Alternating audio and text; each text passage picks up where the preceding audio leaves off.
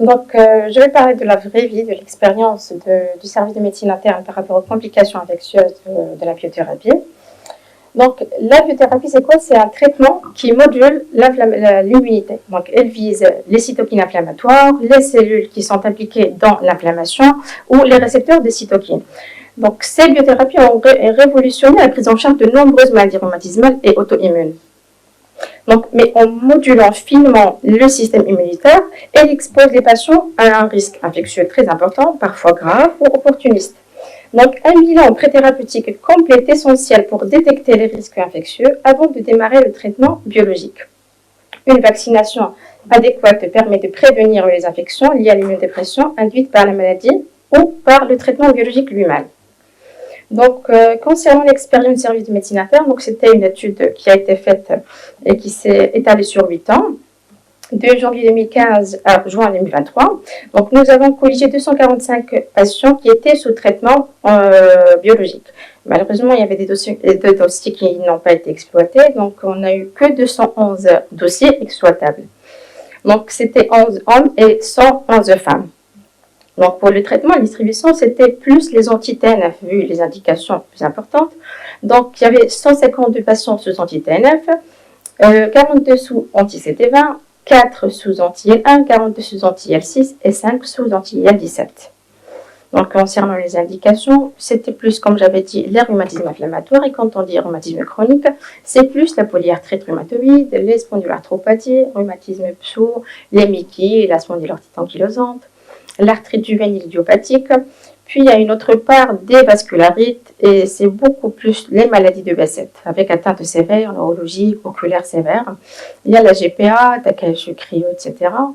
Et puis, il y a les connectivites, comme le lupus, la sclérodermie, myopathie inflammatoire, le Sjögren, et pour les autres qui sont moins fréquents, mais beaucoup plus, par exemple les uvéites, elles reçoivent plus d'anti-TNF que d'autres, le VKH un peu moins, et le PTI, la sarcoïdose. Donc, qu'en est-il du bilan préthérapeutique? Donc, on s'est basé sur les recommandations du club rhumatisme et inflammation. Donc, d'abord, il y a l'anamnèse et l'examen clinique. On va essayer de chercher la notion d'infection, à l'examen clinique également, infection sévère, chronique ou infection récidivante, les antécédents de néoplasie, que ce soit solide ou que ce soit hématologique, la notion de grossesse ou de désir de grossesse, parce que ça va impacter le choix du traitement biologique, une tuberculose maladie ou un comptage tuberculeux, la notion de vaccination, les maladies rénales, cardiaques ou hépatiques.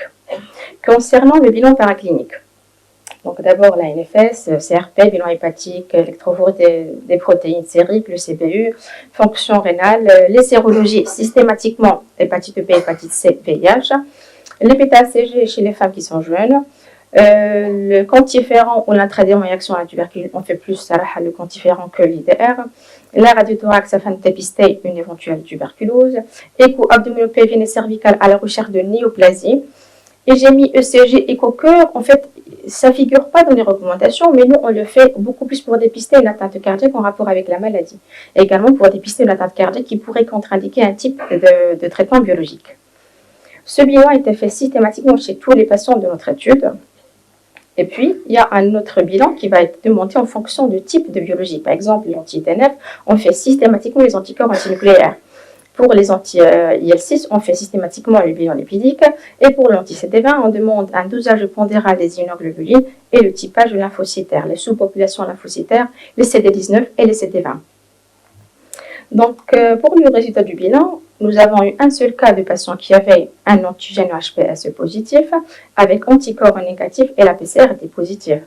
Il y avait un cas qui avait les deux anticorps anti-HPC et l'anti-HPS qui était positif avec une PCR qui était négative. Donc, on est dans la guérie. Mais ça n'empêche, on a quand même mis les deux malades. Le premier pour traiter l'hépatite, le deuxième c'est pour éviter qu'il y ait une réactivation sous traitement biologique. Donc, pour le quantiférant, il y avait 20 cas qui avaient un quantiférant positif. Donc, qui dit quantiférant positif ne veut pas dire automatiquement maladie. Donc, on a recherché la tuberculose quand même. Et lorsqu'on n'a pas trouvé de tuberculose de maladie, on est dans la latente. On a traité, selon les recommandations, les patients par antibacillaire. Donc, les patients de notre étude, il y avait des patients qui ont reçu le Rifina, rifampicine et isoniazide pendant 3 et 4 mois. Il y a d'autres patients qui ont reçu que l'isoniazide pendant 6 et 9 mois.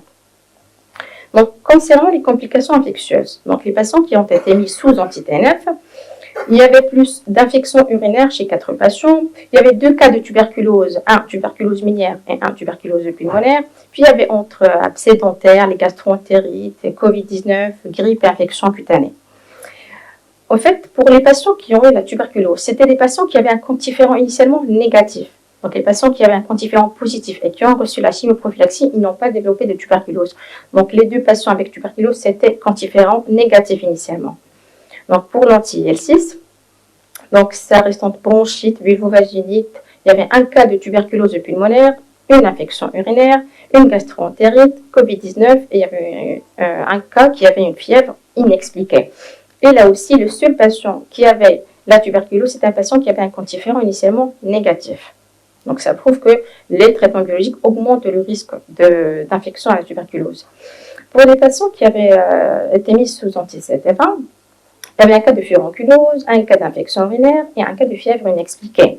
Même chose pour le patient qui avait l'anti-IL1, c'était un patient qui avait juste une fièvre inexpliquée. Pour l'anti-IL17, pas d'infection, heureusement. Donc, ce faible taux d'infection ne veut pas dire certainement que c'est la vraie vie, parce qu'il y a certains signes infectieux qui sont attribués à la maladie inflammatoire. Donc, les patients, ils se disent que peut-être c'est en rapport avec leur maladie. Donc, ils ne consultent pas. Donc, il y a un retard au diagnostic. Et puis, il y a certains patients qui hésitent à signaler l'infection de peur qu'on arrête le traitement biologique. Pour eux, c'est un traitement miracle qui a amélioré leur état. Donc, ils craignent que le fait de dire qu'ils ont une infection, nous, on arrête le traitement. Donc, ils évitent de le dire.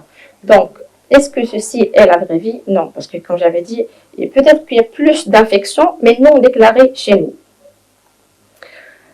Donc, pour la vaccination, c'est vrai qu'il y a des protocoles pour la vaccination chez les patients chez qui on prévoit la mise sous traitement biologique ou chez les patients qui sont déjà sous biothérapie. Sauf que dans la vraie vie, c'est différent.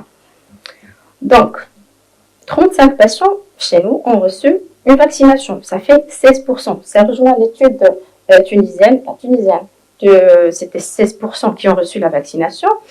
Il y avait 7 patients qui ont reçu l'antipneumococcique, c'était leur antipneumococcique 23, et un seul qui a reçu l'antigrippal, et 27 qui ont reçu les deux. On va se dire pourquoi il y a un taux qui est un peu moindre. Donc d'abord, la disponibilité du vaccin. Pas tous les vaccins sont disponibles. Et puis il y a le coût. Vous avez vu que le bilan pré-thérapeutique, il coûte très cher, il dépasse les 5 000 dirhams. Et donc imaginez dans notre population, on fait un bilan qui coûte très cher, et ensuite on demande des vaccins. Pour le patient, il ne peut pas faire tout. Et en plus, ils ne sont pas remboursables, donc ça limite l'achat du vaccin. Puis, il y a les patients, on a vu que la plupart sont des rhumatismes inflammatoires. Et la mise en route d'un anti-TNF vient après un échec de traitement de première intention. Donc, c'est-à-dire, par exemple, si on prend l'exemple de la polyarthrite rhumatoïde, ce sont des patients qui sont sous corticothérapie et sous méthotrexate. Donc, antérieurement, ils sont déjà immunodéprimés. Et comme vous savez, pour les vaccins vivants, par exemple, on ne peut pas les admettre à des patients qui sont déjà immunodéprimés. Donc ça, c'est le premier frein. Deuxième, c'est la réticence des patients. Vous avez vu qu'après les vaccins de la Covid-19, l'anti-SARS-CoV-2, il y a beaucoup plus de patients qui hésitent. Et ils se disent, à chaque fois qu'on propose un vaccin, ils nous disent, il y avait mon cousin qui a reçu un vaccin, qui a eu un AVC, ou un autre qui a eu une thrombose. Donc, ils sont réticents par rapport aux vaccinations. Donc, pour eux, tous les vaccins sont pareils. Donc, ils évitent. Et enfin, il y a l'urgence thérapeutique. En médecine interne, nous avons des patients qui sont lourds. Donc, par exemple, un jeune patient qui vient avec une atteinte oculaire sévère, une paluvéite bilatérale, il a une acuité visuelle, par exemple, contre les doigts. On ne peut pas attendre l'instauration de la vaccination avant de démarrer le traitement. C'est d'emblée le traitement biologique. Donc, pour conclure, la biothérapie a révolutionné la prise en charge des maladies inflammatoires et auto-immunes en ciblant spécifiquement les cytokines et les voies de signalisation impliquées dans la physiopathologie de ces maladies. Le blocage de ces médiateurs inflammatoires permet de réduire et de contrôler efficacement la maladie, mais ça expose à un risque accru d'infection. Donc, un screening rigoureux des patients et la mise en place la mise à jour de calendrier vaccinal avant l'initiation du traitement biologique permet de réduire significativement ces infections. Donc, une vaccination adéquate est essentielle pour prévenir les infections résultant de l'immunodépression, qu'elles soient causées par la maladie ou par le traitement lui-même. Dans notre expérience et dans la limite de nos données, vous avez vu qu'il y avait des dossiers qui n'ont pas été exploités et quand même, on n'a eu que 211. Donc, est-ce que c'est la vraie vie dans une grande population? On ne sait pas. Donc, ceci limite l'interprétation des données, mais ça reste quand même rare dans notre expérience. Et je vous remercie.